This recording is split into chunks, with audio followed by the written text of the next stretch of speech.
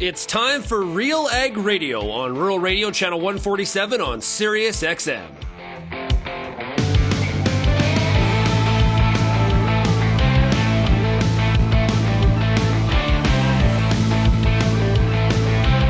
RealAg Radio and RealAgriculture.com is your home for insight and analysis of the issues that are impacting your farm business. Let's get real and get connected with RealAg Radio.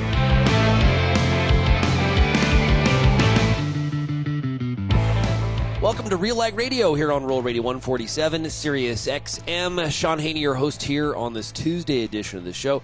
Hey, thanks so much, everybody, for making RealAg Radio and Rural Radio 147 a big part of your workday as well. Big shout out to everybody listening out there on the RealAg Radio podcast. It is great to be with you here on this Tuesday. And, of course, in Canada, it was a long weekend this past weekend, so hopefully everybody had a very, very good time. I'm sure some of you were trying to get out in the fields if it wasn't raining. But and then coming up this weekend is, of course, Memorial Day weekend for all of our American listeners. So it's long weekends back to back. That's right. Sad news over the weekend. Really sad news. And it really impacts this entire station of Rural Radio as well as RFD TV. The entire rural media group, I'm sure out there's a lot of fans as well of the Cowboy Channel. Patrick Gotch, founder of Rural Media Group, passed away over the weekend at the age of 70. And really just a lot of thoughts went through my head thinking about Patrick over the weekend and his true renegade entrepreneur spirit. Really he engulfed all of that. Is really going to be missed. And the reason that there is the opportunity to be on Rural Radio 147 on a daily basis, or the opportunity for farmers and ranchers to tune in and find out what's going on in the markets with Market Day Report, or the whole programming of RFD TV, is because of the vision of Patrick Gotch. And in a story on RFD TV's website, I thought they encapsulated it very well. He always thought outside the box and wasn't afraid to introduce new ideas that would grow the rural and Western way of life. At 70 years old, he continued to live life to the fullest and pack some experiences into a week more than most do in a lifetime. He kind of had that about him. He did. He really, really did. Met Patrick multiple times somewhere out there on the traveling roadshow like we do through the winter season. And I always thought he was a really, really super neat guy. He was just unique in the sense that he really was a free spirit. And he really embraced people. I think it's very, very common. I say this in the most of fondest pieces of respect. I'm sure a lot of times Patrick, that's a crazy idea. He didn't care. And that really, to have that commitment and that vision to, like, we're going to create a channel on TV just all about rodeo. What? And it's been very, very successful. And it's got a ton of viewership. You think about what you hear here on a daily basis on Rural Radio 147. There's no other place like it for sure on satellite radio, or even to have such national appeal, covering agriculture like this channel does, and to be a part of that family is something I really, really do cherish. If you look at across not just the shows that Rural Media Group produces, like Market Day Report, but all the other shows that are on here, like Ag Day and Agri Talk and Ag PhD and Shark Farmer Radio. It really is. It's a lineup in a class of its own, and it's great to be a part of it. I'm humbled for being a part of it, and the only reason I am a part of it is because of Patrick Gotch. So our thoughts are with the entire Gotch family, and when I think of somebody that was a fan and a supporter and pushed for the interests of rural America, I will always think of Patrick Gotch. So Patrick, rest in peace. Coming up today on the show, we're going to take a bit of a deeper dive into the Canadian Farmer Sentiment Index. And I've got the demographic data now. So we talked about the overarching 100,000-foot results for the past couple of weeks, but now we're going to look into What were the impacts of things like farm size, age, and farm type, and things like that? We're also going to have some. I got a kind of a fun segment. I was reading the Wall Street Journal this morning, and there's an interesting story as far as a lot of times in business, we talk about those stories where it was like, so and so invested, and look how this turned out. It's great, but it's also important to learn from some of the mistakes. And so there's an interesting article that was called "What Was I Thinking?" So we're going to, I got some thoughts on that question, and maybe you'll want to share some of from an agricultural perspective on your farm and ranches. What was I thinking? Some of those ideas or those questions or those business ideas where maybe you wish you would have gone a different direction, because those are important learnings as well. We'll also have some time today for the top ag news stories of the day. Okay, let's take a break, and when we come back, we're going to dive into the Canadian Farmer Sentiment Index right after this.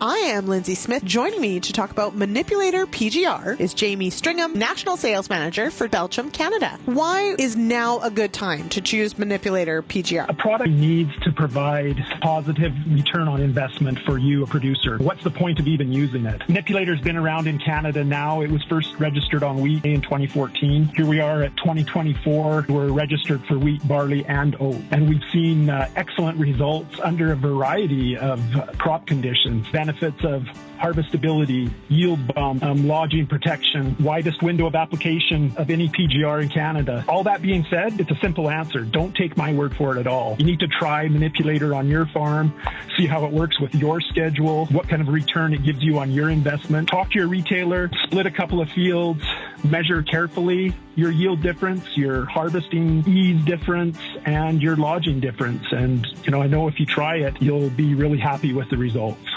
Peter Johnson at Wheat Pete, RealAgriculture.com, and what an opportunity! Oh my gosh! You think you can't grow better wheat? You are absolutely wrong. We're going to show you how to strive for those record wheat yields that they get in the UK and in New Zealand. You can grow 150 bushel wheat. I'll show you how. Catch Wheat Pete's Word every Wednesday on RealAgriculture.com or download the podcast on iTunes or Spotify.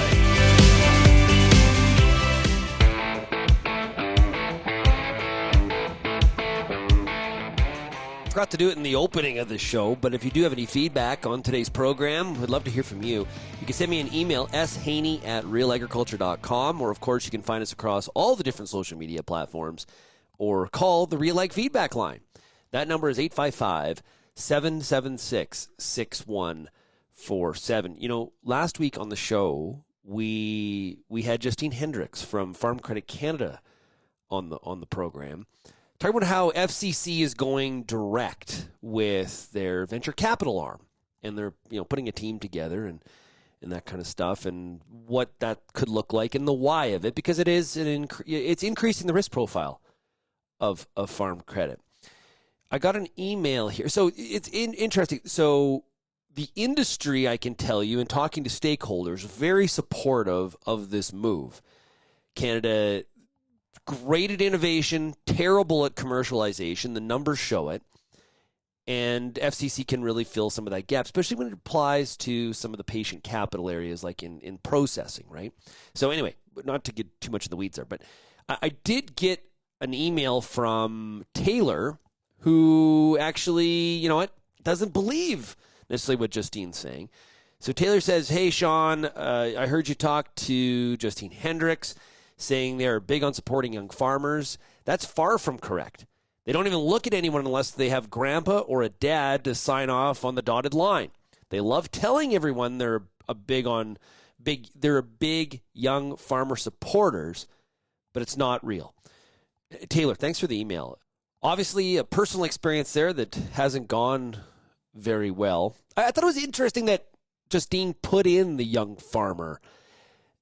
I should have actually pressed her a little bit more on that as I listened back to the interview, because we were talking about venture capital. So is some of this venture capital allocation of funds, is that going to go into maybe financing higher risk young ventures?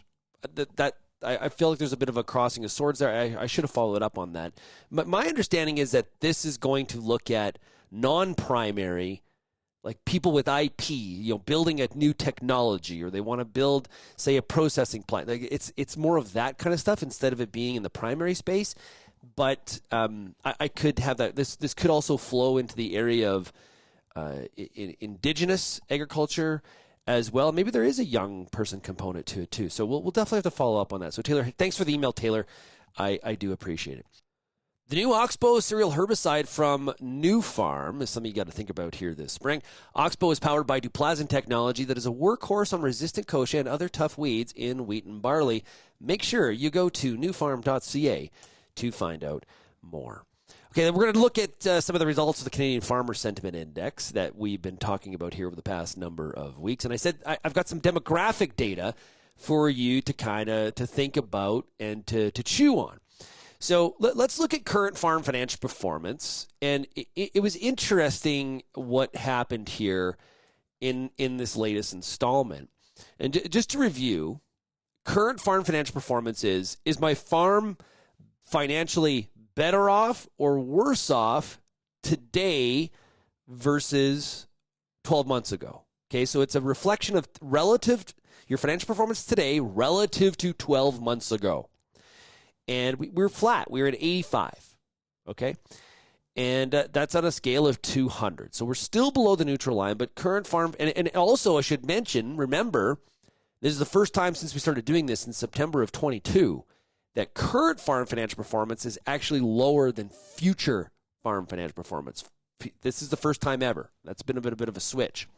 Okay, historically, everybody has always felt better about their current farm financial performance than the future. Worried about, but think about that, where we were in like September of 22, come off, a year and a half of very good times when it came to the market. So it ain't going to last forever. The future may be a little bit more risky than it is today. Now we're in a situation where the market's really come down, and people are thinking, okay, maybe we got a chance to lift up here, and my situation in the future is going to be better than it currently is. We'll have to see how that plays out. But let's look at how different demographics responded to that question, okay? And it first off, and there is better off, worse off, or about the same, okay? So just to how you could answer this question. When we look at who's better off, primarily livestock, 34% of respondents that are primarily livestock felt they'd be better off in the current farm financial performance. When you look at primarily crops, it's 17%, so it's half of the livestock number. And mixed farms, both crops and livestock, 19% saying better off. When we look at mixed farms, okay, 50% are about the same, and primarily crops, it is 46% about the same. So you can see the difference there. And obviously livestock farmers feeling better about their financial performance because, well, come on, we know why. Look how feed costs have really tailed off. So I think that all makes sense. Now, if we look at it by revenue, okay, so basically gross farm income, there is a clear separation that exists here in April. This was done at the end of April, last week of April. When we look at farm income, now you've heard me say before that if you have over $5 million in farm revenue, chances are you're just thinking a little bit different about a number of different topics. And financial performance has definitely been one of them. But it's interesting that there's more segments roped in here now. Okay? More that it's not just over 5 million. There's other segments as well, which is pretty interesting stuff. So what we see is if you are over 1 million in revenue, you are feeling better off financially right now than you were a year ago. So we've got 1 million through over 5. Okay, so there's basically 3 segments in that, how we break it out. 1 million to 2.5, 26% saying better off. 2.5 to 5 million, 25% feeling better off. And over 5 million, 24% of them saying better off. Okay, so that's a whole group, a pocket. They're all basically the same. They're all the same. 1 million over, feeling basically the same about being better off. And then when you go 1 million and lower, essentially they're between anywhere, depending on the segment, anywhere from 12 to 17%.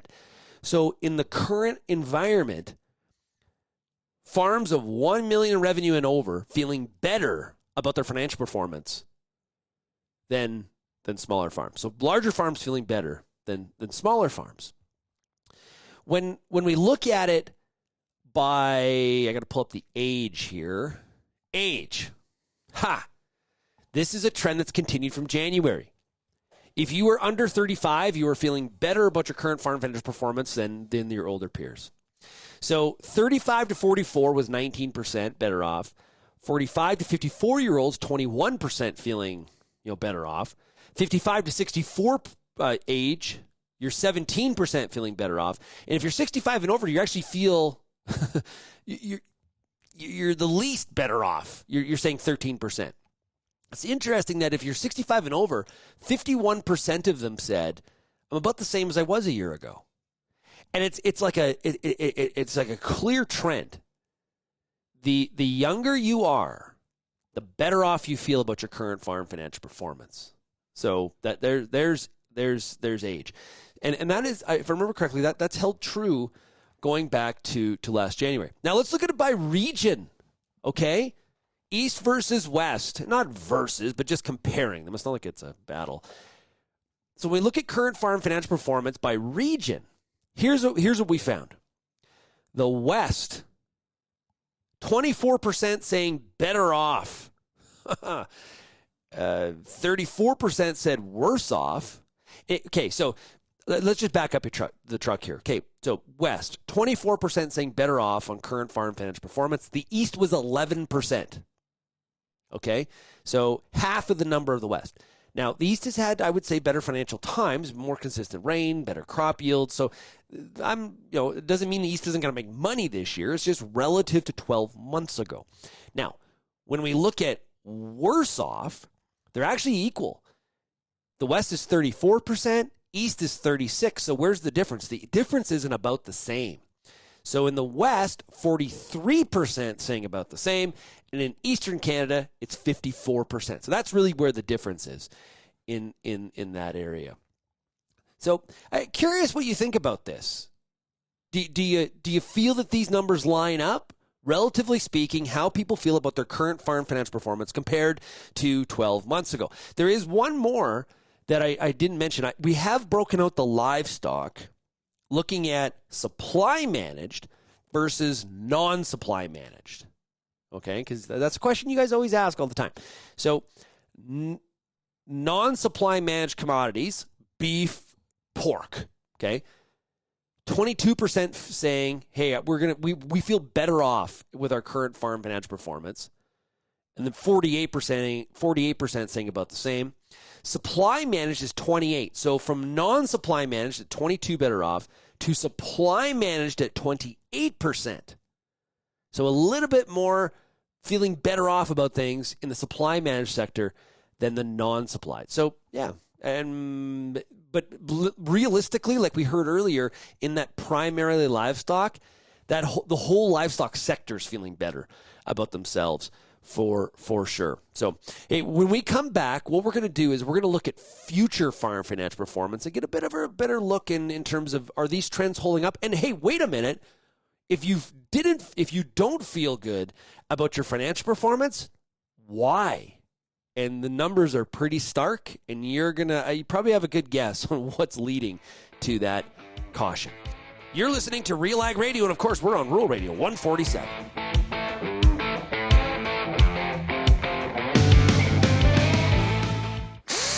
We have the financial tool you're looking for. A cash advance from Canadian Canola Growers Association is a financial tool for farmers that offers flexible short-term financing. Borrow your first $250,000 interest-free in 2024 and the rest below prime. Put your advance to work in whatever ways make sense for your operation. Apply on over 50 commodities. Call our experienced team or visit ccga.ca. Cash advances are made under the Government of Canada's Advance Payments Program.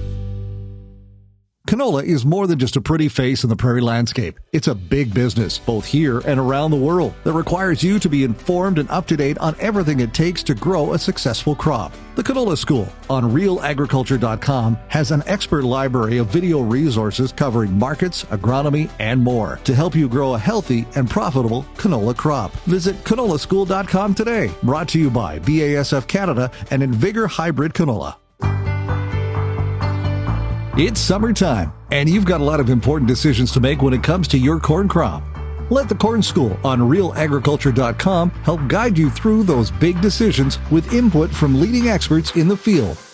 If it's spray timing, disease identification, or any other field issue, the Corn School's got you covered. The Corn School on RealAgriculture.com, brought to you by BASF and Pride Seeds.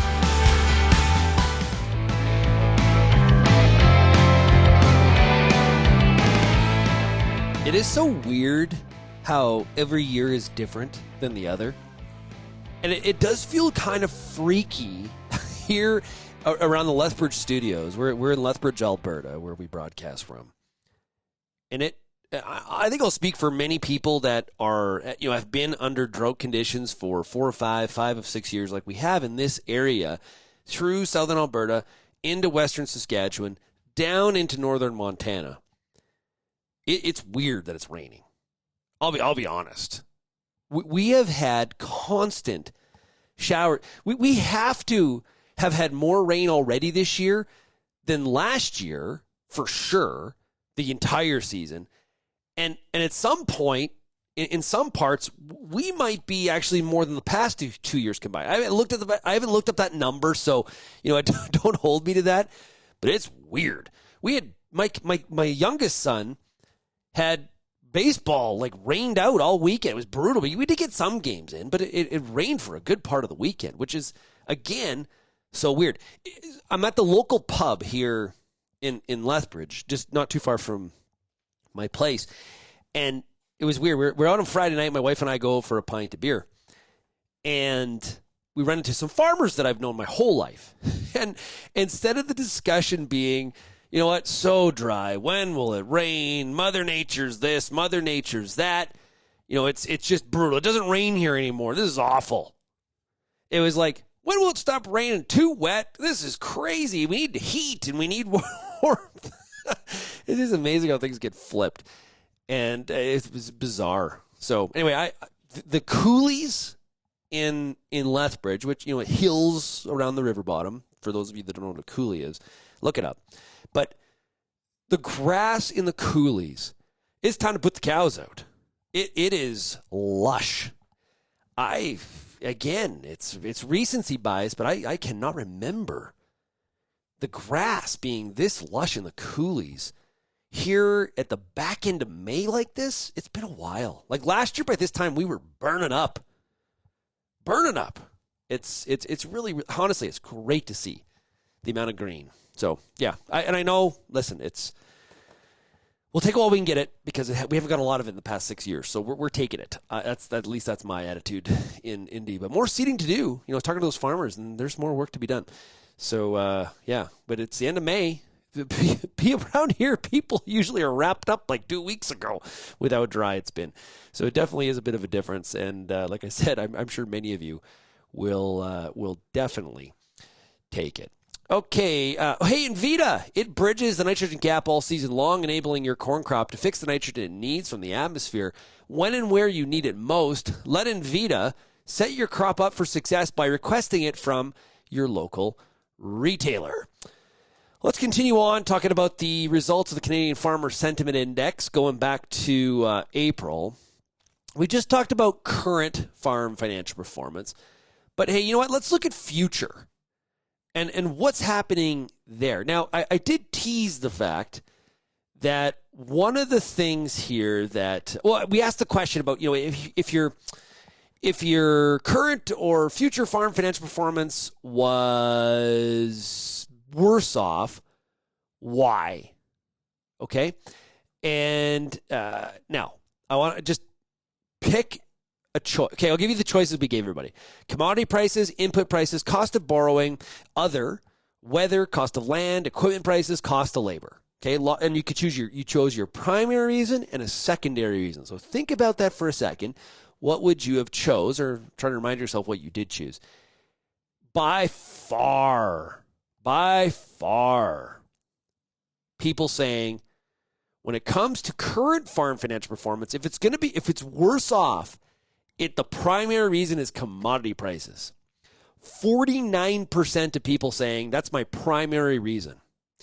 The second highest primary reason was input prices. No shocker whatsoever. The third was cost of borrowing. Now, when it comes to the secondary reasons, the highest was inputs. The second highest was commodity prices. And the third highest was cost of borrowing, although weather and equipment prices were very, very closely behind.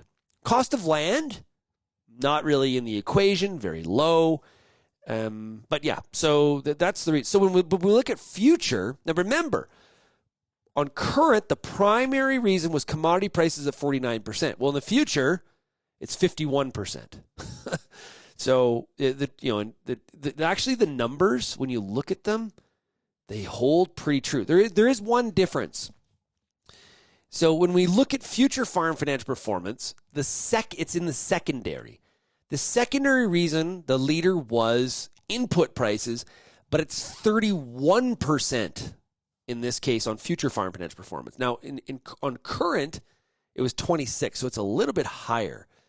Yeah, boy, the charts are actually really close to the same. Very fascinating. They mirror each other almost. So commodity prices and input prices continue to drive how people feel about their financial performance. So let's look at future farm financial performance as we just were discussing current. Let's pull it up here. That's still, sorry, I'm doing this while we're future. Okay. When it comes to future farm finance performance, now, looking ahead, do you think that a year from now your operation will be better off financially, worse off, or just about the same as now? So it's 12 months, okay, looking into the future. Primarily crops, 14% better off, 34% worse off, and 52% about the same. Again, primarily livestock feeling the best about their financial performance. In this case, 39% feeling better off in the future than they do today. Only 21% were worse off, and 41% were about the same. So what people are saying there is, from a livestock perspective, I think feed costs could kind of hold where they are here today. Mixed farms, 19% better off, and 50% about the same. So that pretty much a good mirror flip from what we saw in the current.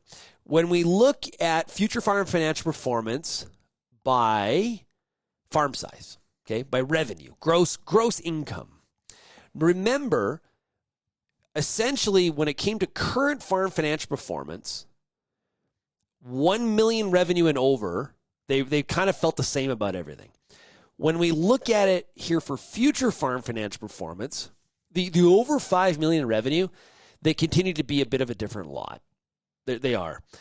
They're 30% better off, 27% worse off, and 42% about the same. So across all of the ages, including over 5 million, everybody's feeling from 27% to 36% worse off.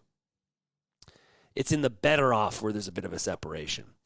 So, but yeah, it's pretty clear in the graph. I wish I could show you this on the radio, but you got to take my word for it. So, the largest farms feeling better off about their future farm financial performance than the rest of the pool.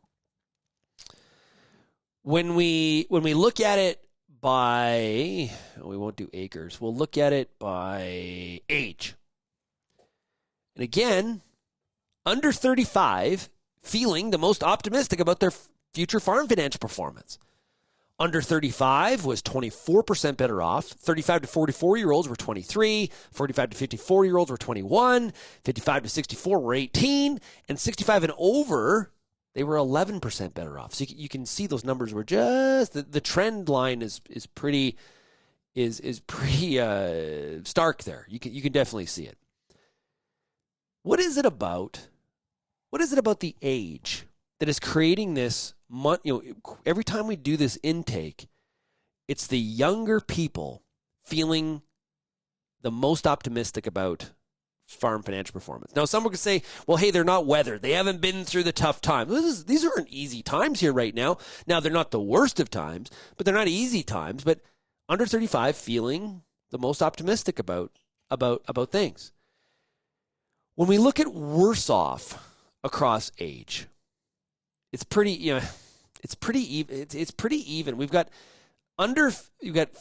54 and younger at 29%. So whether you're under 35, 35 to 44, or 45 to 54, you're 29% worse off. It's 55 to 64, 37% worse off, and 65 and over is 34% worse off. So age definitely is a factor when we ask that question. West to east, remember, the West was feeling a lot better about their current farm financial performance than the East, but we see 18% on future, 18% in the West saying better off, and in the East, it's 20%. Okay, so those numbers are a lot closer. So that puts the index for East feeling better about their future farm financial performance. Remember we talked about supply managed versus non-supply managed? Well, when it comes to future farm financial performance, we definitely see that supply managed feeling slightly better about their future farm financial performance.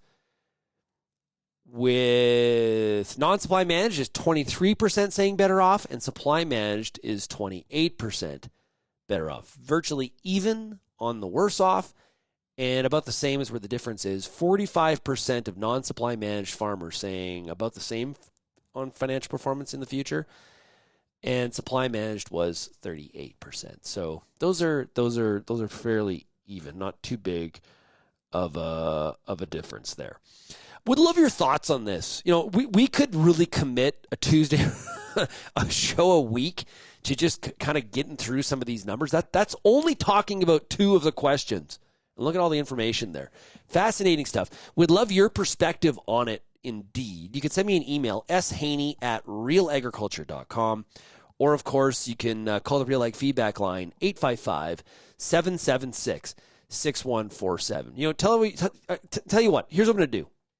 We're going to not do the news today, and we're going to talk we're going to open up another segment to talk about some more data here in this Canadian Farmer Sentiment Index, because I got lots of questions and I'm really into this today. So we're going to do that. So let's take a break. We've got more coming up here on RealAg Radio right after this.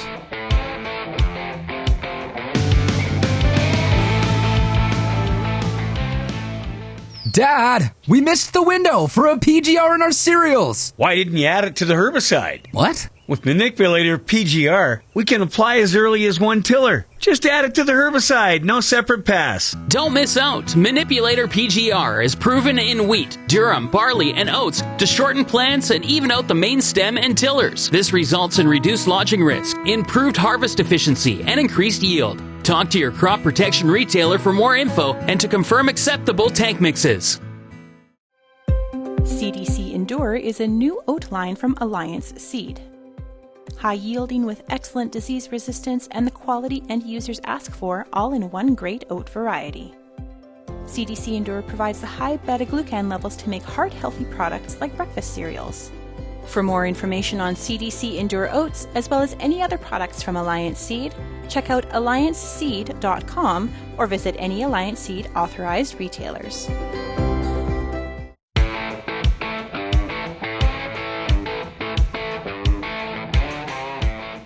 Last week on the show, in one of the news segments, we talked about what's going on with Global Food and Ingredients, Inc.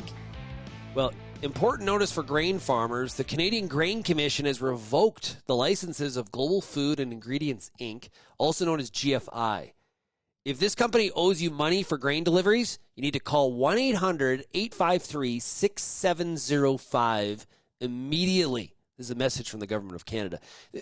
That number again is 1-800-853-6705. Okay, we're looking at the Canadian Farmer Sentiment Index and some of the interesting findings that we had in the April result. Now, one of the questions, I love this data because this is what you're telling us. This isn't something that someone's sort of like thoughts or perceptions or what I'm anecdotally taking from you, the audience, and a few emails and text messages and conversations I'm having. This is actual data. This is farmers speaking with one voice in terms of how they feel about things. So when we look at the future of the Canadian agricultural industry, now this question's been very fascinating to me because in January it was very low, lots of pessimism. The question is, looking ahead, which would you say is more likely happening during the next 5 years? Canadian agriculture will have widespread good times or widespread bad times, okay? And we did rebound this month compared to January, which I think is highly encouraging. So when we look at the gross number, and oh boy, I got so many slides here. When we look at the gross number, it shows that we rebounded to 81 out of 200. So we're still negative. But if we go back to January, we were actually an all-time low of 56. Okay? So I think it's people feeling a little bit more optimistic about what the next 5 years could bring. Now, why? What's changed? That's a whole nother question. But when we look at it across the demographics, age is where I really want to highlight. And what we found is that actually, when we look at it by age, I got to pull that up here. Just give me 1 second. Age. It's the oldest and the youngest farmers feeling the best about this question. So under 35, 62% of respondents said there will be widespread good times in the next 5 years in Canadian agriculture. And the oldest farmers, it was 47% saying widespread good times. And it's everybody in the middle that's feeling more likely to be bad times, to be honest with you.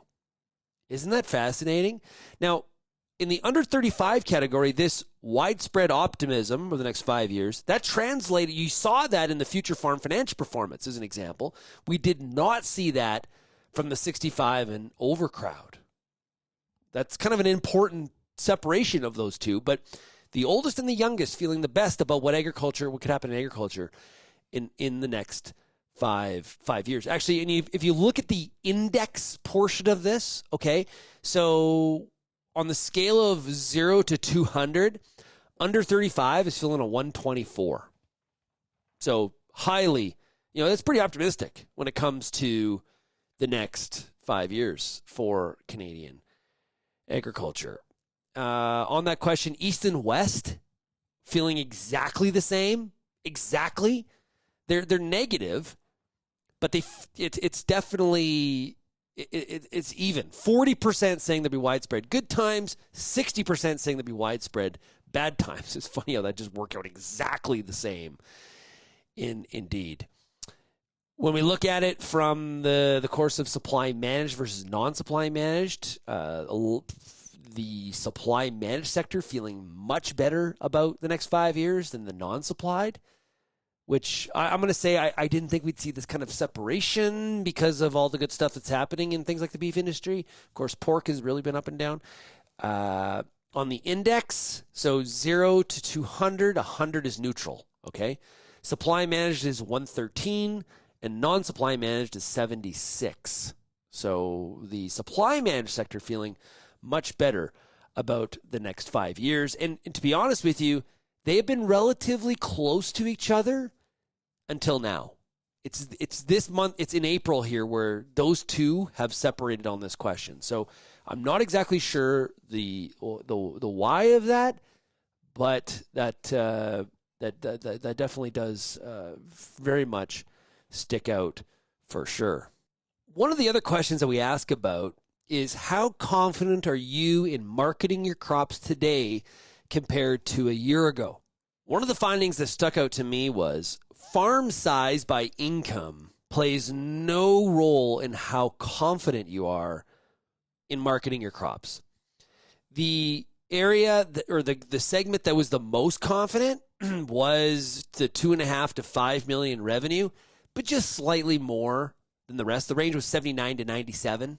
Okay, in total. So there is a gap. The least confident is the over 5 million income farmer. How about that? And that's something that has changed. Okay, so if you go back to November of 22, the largest farmers were the most confident in marketing their crops. So we have seen them going from the highest to now the lowest in marketing their crops. How about them apples? This is what's so cool about this data.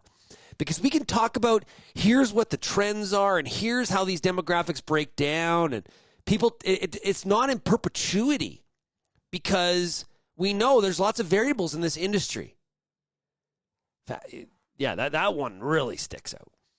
When we look at confidence in marketing crops by age not a factor. So now we've got farm size not a factor. We got age not a factor. So those two things cancel it out. We look at it east versus west, virtually no difference. Ultimately the same. West is a little bit more confident right now. If you look at the index, West, remember 0 to 200, they're at 89. The East is at 80. So there's a little bit more confidence in the West, but not terribly a whole bunch more. And I've always said that the confidence in marketing crops is an important number because whether the market's going up or the market's going down, you have to have a plan that you feel good about. And the lowness of that number in the past has been a concern for me. When we look at the overall direction of the markets, we see some other interesting findings. Mixed farms most bullish when it comes to crop prices, a 125 at a 200. Primarily crops were 115 and primarily livestock is 100. So take this.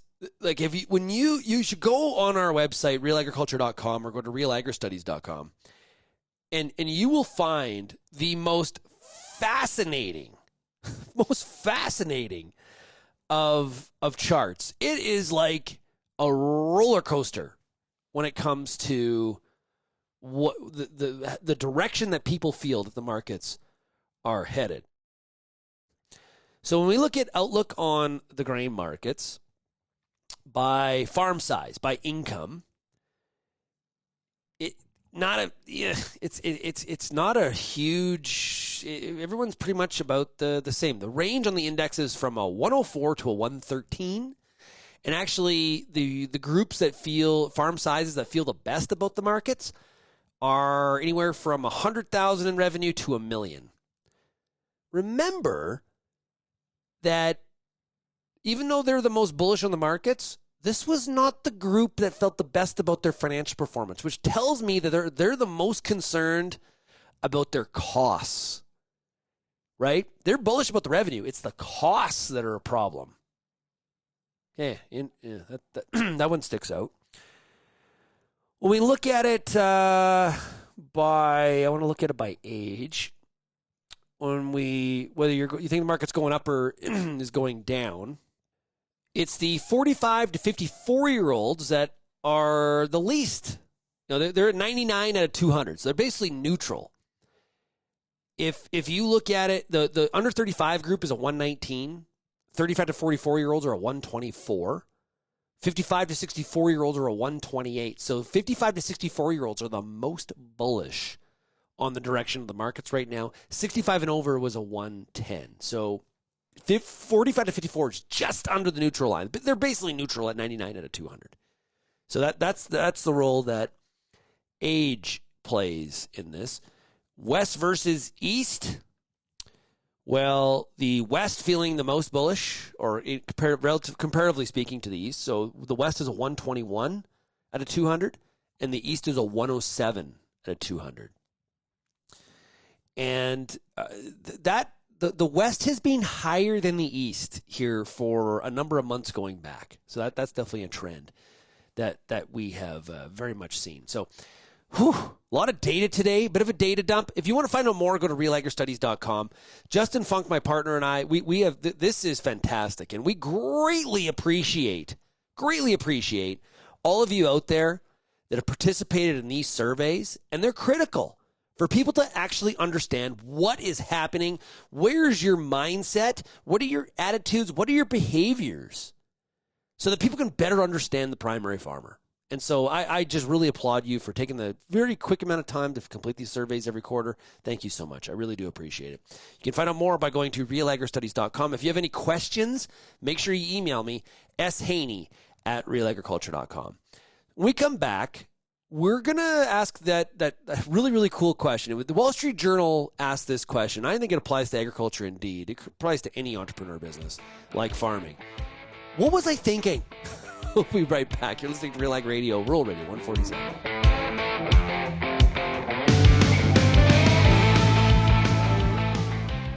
Choose Viatude fungicide and unleash best-in-class sclerotinia protection in canola and premium protection against white mold in soybeans.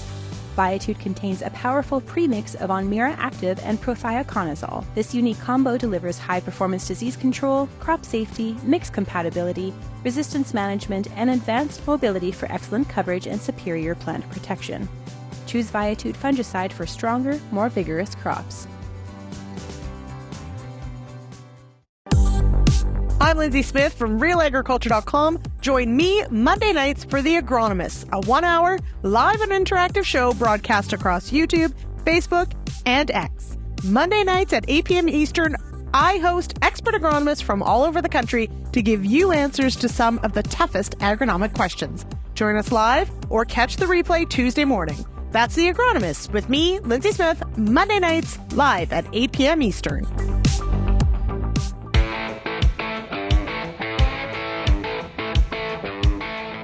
Coming up very, very shortly, the Saskatchewan Stock Growers Association is going to get together for their annual general meeting. June 9th through the 11th in Swift Current, Saskatchewan. Speedy Creek. All right, I love that place. Registration is now open. Visit skstockgrowers.com for more information and, of course, to register.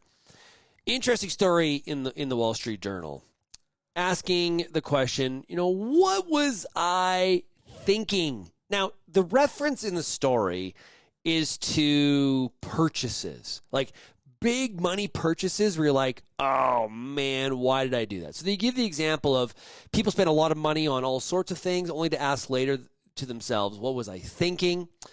And here's how the story reads. While it may be true that money can't buy happiness, that doesn't stop people from trying and then wishing they hadn't. Many of us have had a big ticket expenditure that we later came to regret.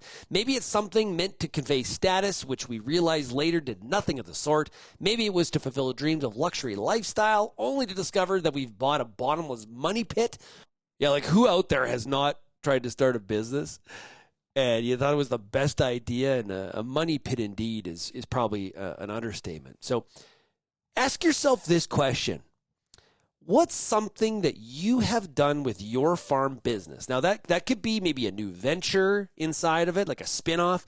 That could be, maybe it's a purchase of a piece of equipment. Maybe it was a land purchase. It's some sort of decision that you had to make that as you look back, with 2020 hindsight, which is so easy to do, right? So easy. Business decisions in hindsight are way easier. But let's play the game. Think of those examples. And as you look back, you're like, what was I thinking? And maybe the market changed. Maybe you didn't understand all the variables. Maybe you just got kind of sucked in, or maybe it was too good to be true. What are some of those things that you have done in your business lifetime in agriculture where you just have to ask yourself the question, what was I thinking? Well, I'll get us started, okay? I got one. It was a perfect business example. It's got to be like early 2000s, okay? And everybody knows that we had a feed yard, we had a seed business, and we also had this really crappy piece of dry land that it was kind of it was like a rock pile. It was terrible. It was awful, terrible. And so my dad and I made this decision together that let's turn that rock, the one corner of the section. Why are we trying to farm it? Let's actually turn it into a business that maybe what it's meant to be. And that's gravel. Let's sell the rocks that are on that piece. And so we opened a gravel pit. And you drive by a gravel pit and you just look at it, you're like, that's a license to print money. And you know what? For the most successful gravel pits, it is. It really, truly is. For the upstart gravel pit, it could be a license to print money, but more so, it's a license to spend money. Not a like when you're thinking about capital intensive businesses, that ain't one of them. When you think about the crusher, the loader, the screener, the washer, and it was never ending in terms of the equipment we had to. If we just get that next piece of equipment, then we'll be able to serve this market. Not well researched. There was some coal. I think if I remember correctly, there was some coal in some of the sand, so you couldn't sell it for concrete sand. The rock was not huge, so you couldn't participate in some of the larger crush markets. All in all, it didn't work out very well. We spent a lot of money. Dreams and fortunes. Money pit is a good description. So that would be one that comes to my mind. And am I mad about it? No, it was a huge learning lesson. Huge learning lesson in terms of doing your research and trying to find out as much as possible about an industry before you just sort of dive all in with 2 feet and assume everything's going to work out, because this has got to be easy because the perceptions versus some of the reality. And you think back to some key conversations where it's like, yeah, we should have listened to that guy. He had some good points. Like, we weren't really listening to what they were saying. So that would be my example. So I want to hear yours. Do you have some business examples where you look back and you think, man, what was I thinking? Oh my goodness gracious. This is so embarrassing. It's not embarrassing. It's a learning lesson out there. As long as we come out the other side and we still have we haven't put ourselves into bankruptcy, we can learn from it, right? So send me those emails on that or any other topic. Would love to hear from you. It is shaney@realagriculture.com. Or, of course, you can call the RealAg feedback line. That number is 855-776-6147. And, of course, we are also all across social media as well. I want to thank everybody out there in the Real Agriculture audience for getting real and getting connected with RealAg Radio. And, of course, everybody, we'll be back tomorrow. Cheers, everybody.